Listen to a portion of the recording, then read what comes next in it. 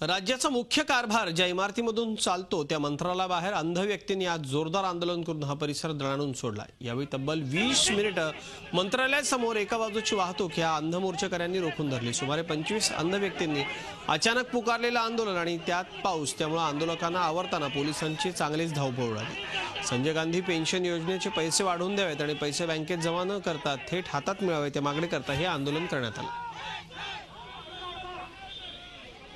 मंत्रालयाच्या समोर सिग्नलच्या ठिकाणी अंध लोकांनी अशा प्रकारे रस्ता जाम करत आंदोलन केलेलं आपल्याला बघायला मिळतंय।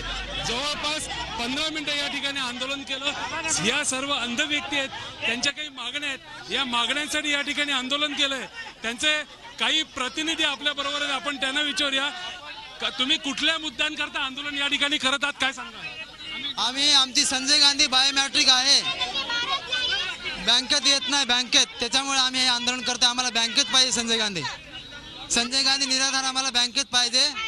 हे आमचे पैसे खाल्ले जातात, वेळेला आम्हाला मिळत नाहीये, म्हणून सने आम्हाला ते बँकेत हवे आहे। पण मंत्रालयासमोर का आंदोलन करताय? याच्या आधी पत्रावर आम्ही केलेलं आहे त्यांच्याशी, त्यांनी आम्हाला प्रतिसाद दिला नाही।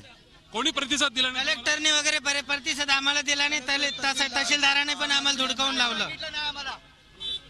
काय अजून काय मागणी तुमची, काय पाहिजे तुम्हाला? जोडीला 900 रुपये मिळतात, एका जणाला 1200 भेटतात, तर जोडीला 1200 द्यायला पाहिजे ना, तर जोडीला 900 रुपये देतात।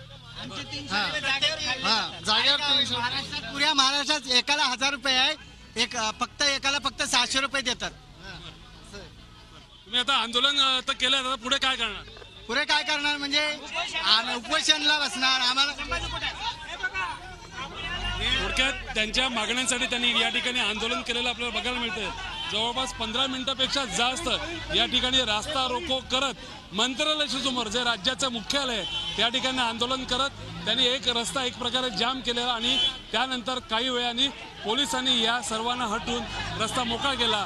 मात्र आपलं म्हणणं त्यांनी मंत्रालयाच्या समोर या ठिकाणी येऊन मांडलेलं आपल्याला बघायला मिळालं। व्हिडिओ जर्नलिस्ट विकास चव्हाणसह रमेश जोशी, झी मीडिया, मुंबई।